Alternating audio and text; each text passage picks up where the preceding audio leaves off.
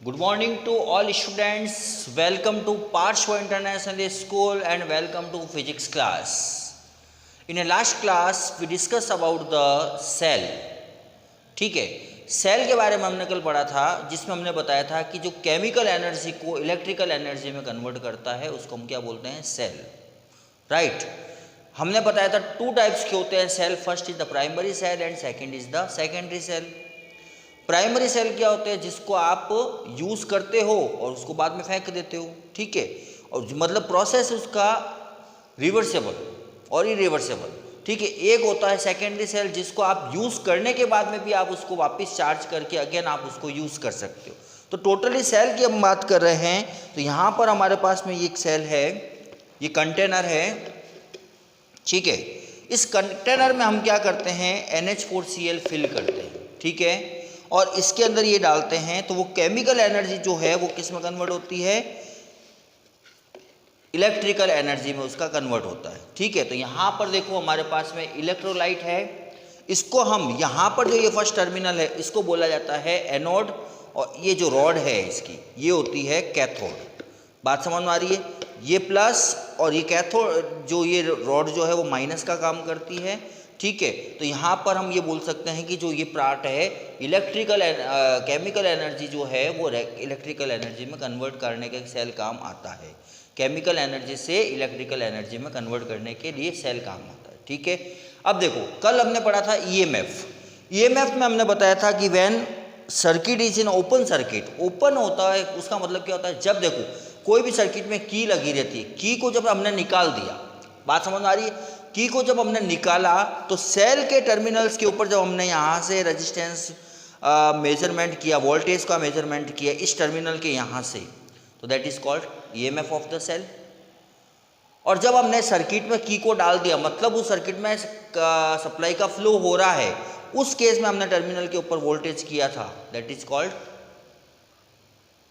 उस केस में हमने क्या नाम दिया था इसको, टर्मिनल वोल्टेज. है कि नहीं. अब देखो आज हम करने जा रहे हैं इसकी क्लास में लास्ट, अब आगे बढ़ रहे हैं इससे हम बात कर रहे हैं इंटरनल रेजिस्टेंस की. चूँकि आप लोग रेजिस्टेंस के नाम से ही जानते हो कि जो भी hindrance of the flow of the current या करंट के फ्लो होने में जो ऑब्स्ट्रक्ट करता है उसको हमने क्या नाम दिया, रेजिस्टेंस. तो इंटरनल रेजिस्टेंस क्या होता है, देखो the hindrance in the flow of the current due to contents of cell like electrode and electrolyte, it is represent by small r. देखो कई बार क्या होता है, सेल के टर्मिनल्स के ऊपर इस तरह से कार्बन लग जाता है. बात समझ में आ रही है. इन टर्मिनल्स के ऊपर कार्बन लगने की वजह से इसकी सप्लाई प्रॉपर फ्लो नहीं होती है, मतलब उसका करंट का फ्लो होने में ऑब्स्ट्रक्ट आता है. ठीक है. तो यहाँ पर क्या कुछ रेजिस्टेंस प्रोड्यूस होता है, उसको हम बोलते हैं इंटरनल रेजिस्टेंस. और इंटरनल रेजिस्टेंस को हम किससे डिनोट करते हैं, स्मॉल आर से डिनोट करते हैं. ठीक है. तो ये यहाँ पर अगर कार्बन लग जाएगा तो क्या होगा, सप्लाई प्रॉपर नहीं हो पाएगी. ऐसे कैसे, अगर हम एग्जांपल बात करें, आप गाड़ी चलाते हो तो उसमें एक प्लग होता है, प्लग के ऊपर आप लोग कई बार नोटिस करना कि कार्बन लग जाता है, और कार्बन की वजह से उसमें से क्या होती है, सप्लाई प्रॉपर नहीं जा पाती, इसलिए गाड़ी स्टार्ट नहीं हो पाती. ठीक है. तो मतलब सेल के एंड्स के ऊपर, ठीक है, कुछ इलेक्ट्रोलाइट और इलेक्ट्रोड्स के ऊपर कुछ कार्बन हो जाने की वजह से यहाँ पर क्या इंटरनल प्रोड्यूस्ड होता है, उसको हम क्या बोलते हैं, इंटरनल रेजिस्टेंस. ठीक है. रेजिस्टेंस प्रोड्यूस होता है उसको हम बोलते हैं इंटरनल रेजिस्टेंस. राइट. तो हमने लिखा the hindrance in the flow of the current due to contents of a cell like electrode and electrolyte, it is represent by small r. It depend upon the following factor. ये internal resistance following factor के ऊपर depend करता है. ध्यान रखना किन किन चीज़ों के ऊपर डिपेंड करता है. ये फर्स्ट पॉइंट करता है डिस्टेंस बिटवीन द इलेक्ट्रोड्स, इन दोनों के बीच की डिस्टेंस के ऊपर भी करता है.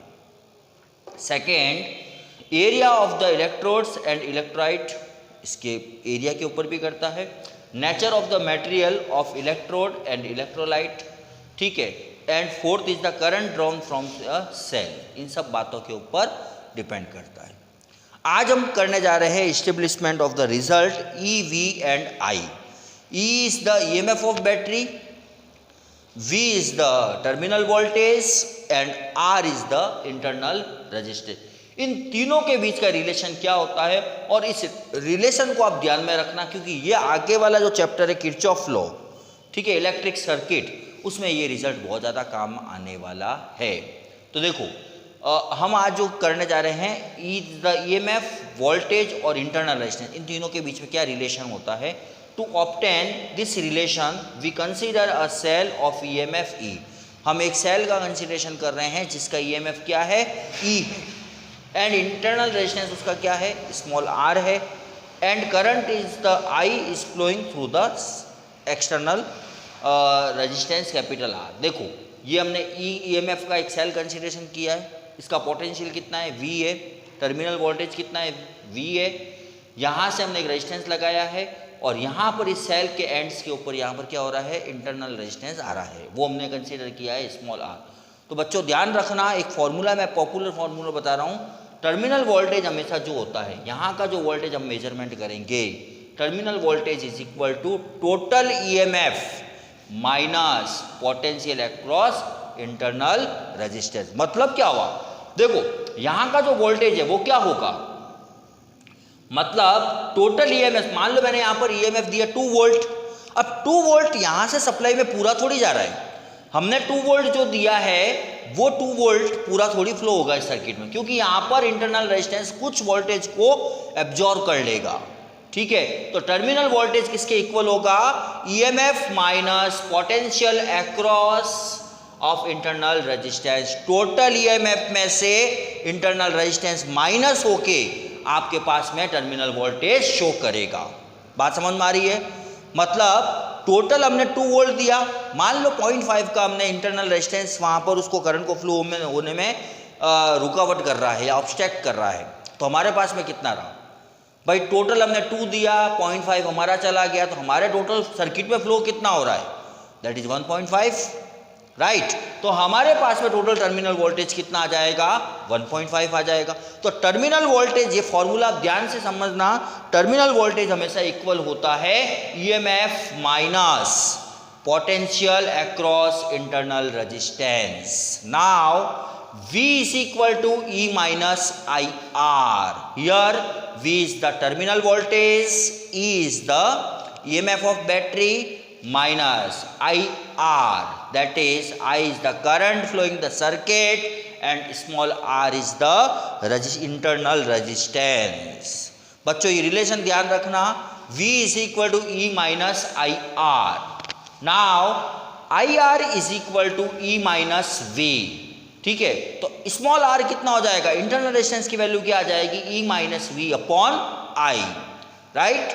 अगर small R E minus V upon I है, by the Ohm's law we know that V is equal to I R, V is equal to I are.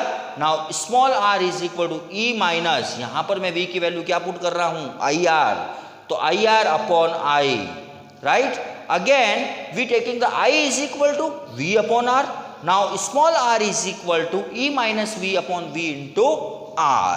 So finally formula of the internal resistance is the E minus V upon V into R. तो अब आपको concept समझ में आया होगा internal resistance का क्या है ना। इंटरनल रेजिस्टेंस मतलब जो एंड्स के ऊपर जो रेजिस्टेंस ऑब्स्ट्रैक्ट होता है उसको हम बोल रहे हैं इंटरनल रेजिस्टेंस। तो टोटल आपकी ईएमएफ में से potential across the internal resistance, दोनों का माइनस का जो होगा वो क्या कहलाएगा, टर्मिनल वोल्टेज। तो final formula of the internal resistance is the E minus V upon V into R. अब इससे जुड़ा हम एक एक्सपेरिमेंट भी आपके कोर्स कंटेंट्स में है राजस्थान बोर्ड के, वो भी हम करेंगे, to determination of the internal resistance of the cell. तो आपके पास में फॉर्मूला हम ये यूज करेंगे, small are is equal to E minus V upon V into are.